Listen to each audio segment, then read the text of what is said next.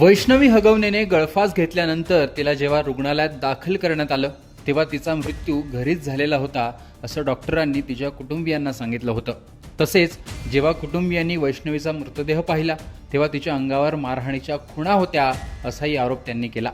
अंजली दमानिया यांनी सुद्धा photo tweet करत वैष्णवीच्या मृतदेहावर असलेल्या खुणा दाखवत संशय व्यक्त केला होता। दमानिया यांनी ट्विटमध्ये म्हटलं होतं की वैष्णवीचे सगळ्यात जास्त हाल तिच्या नणंद म्हणजेच करिश्मा हगवणे करायच्या आणि त्याच्यामुळे सासू लता आणि राजेंद्र हगवणे हे दोन्ही सुनांना छळायचे अशी माहिती मिळाली आहे। मला हा खालचा फोटो खूप संशयास्पद वाटतोय, हे काहीतरी वेगळं आहे असं म्हणत मारहाणीवर त्यांनी संशय व्यक्त केला होता। आता त्याबाबत मोठी माहिती समोर आली आहे। वैष्णवी हगवणे मृत्यू प्रकरणात काही लोकांच्या साक्षी नोंदवण्यात आलेल्या आहेत। त्यातूनच वैष्णवीला तिचा नवरा शशांक हगवणे यांनी पाईपने मारहाण केल्याचं समोर येत आहे। त्यानंतर वैष्णवीने आत्महत्या केली। त्या हगवणेच्या घरातून तो पाईप देखील आता पोलिसांनी जप्त केलेला आहे अशी ही माहिती मिळते। हगवणेंच्या पहिल्या सुनेने मयुरी जगतापने तिला झालेल्या मारहाणीचे पुरावे फोटो व्हिडिओ म्हणून दाखवले, मात्र वैष्णवीच्या बाबतीत असं काहीच समोर आलं नाही। मात्र आता खरंच या पाईपने तिला मारहाण झाली असेल तर तो मोठा पुरावा ठरू शकतो आणि त्यामुळे या केसचं चित्र बदलू शकतं। तसेच आत्महत्या की हत्या यावरूनही संशय घेतला जातोय, ते देखील समोर येणं महत्त्वाचं मानलं जात आहे। हगवणे कुटुंबावर हुंड्यासाठी छळ, आत्महत्येस प्रवृत्त करणे, मारण्याची धमकी देणे तसेच इजा पोहोचवणे याबाबतचे गुन्हे दाखल करण्यात आले आहेत। त्याचबरोबर सासरे राजेंद्र हगवणे आणि दीर सुशील हगवणेलाही अटक केल्यानंतर या प्रकरणात आणखीन एक कलम वाढवण्यात आल्याचीही माहिती मिळते। आरोपींना कोर्टात सादर करण्यात आलं, त्यावर कोर्टात काय घडलं यावर फिर्यादीचे वकील काय म्हणालेत ऐका। दोन आरोपींना आणलं होतं, जे आरोपी नंबर 1 त्याचे सासरे म्हणजे मैताचे सासरे आणि दीर यांना हजर केलं होतं। 5 दिवसाची पोलीस कस्टडी दिली आहे 28 तारखेपर्यंत। कुठली कारण काय कारण सांगितलं? रिमांडमध्ये काय कारण? रिमांडची कारण अशी आहे की आज पहिल्याच पीसी होतं त्यांचं, तर तपास करणं त्यांच्याकडनं बाकी आहे, काही मुद्देमाल जप्त करणं बाकी आहे, परत अजून कुणी मदत केली हे पण तपास करणं पोलिसांना बाकी आहे, ते पण कारण पोलिसांनी सांगितलंय।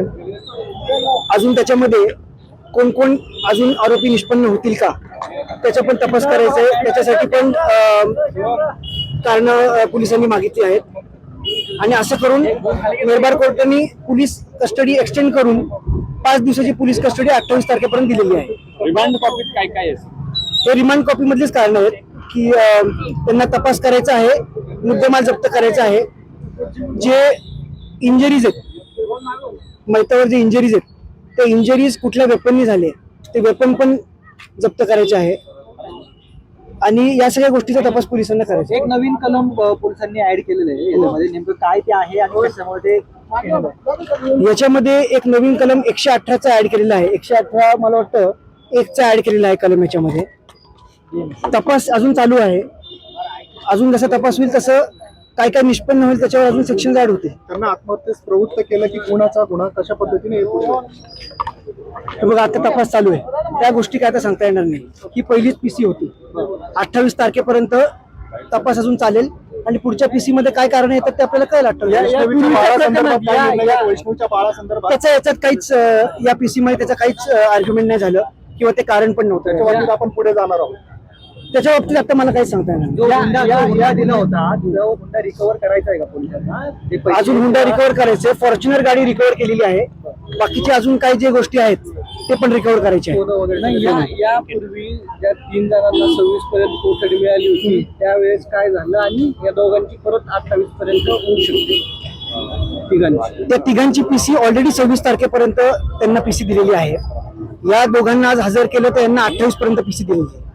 26 तारखेला त्यांना परत कोर्टात आणतील जे पहिले 3 आरोपी आहेत, मग त्यांचे पीसी पुढे एक्सटेंड करतील का नाही ते 26लाच करतील।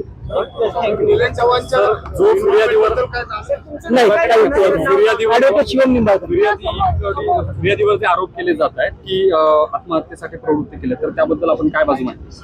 त्याच्याबद्दल काहीच आर्ग्युमेंट झालं नाही, त्याच्याबद्दल काय झालं नाही। मुद्दा फक्त एवढाच होता की आज जे 2 आरोपी हजर केले त्यांना पोलीस कस्टडी द्यायला पाहिजे का नाही द्यायला पाहिजे आणि किती द्यायला पाहिजे एवढाच मुद्दा फक्त। सरकारी वकील आपले यांनी किती दिवसाची मागितली?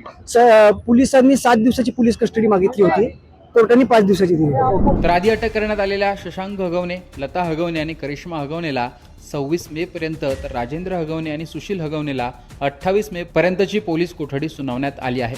आता पोलीस कशा पद्धतीने तपास करतात, वैष्णवीला मारहाण किती झाली होती, कधी झाली होती, आत्महत्येपूर्वी नेमकं काय घडलं होतं आणि त्यात कोणाकोणाचा सहभाग होता हे समोर येणं फार महत्त्वाचं मानलं जात आहे आणि त्यानंतरच या केसचा उलगडा होऊ शकतो.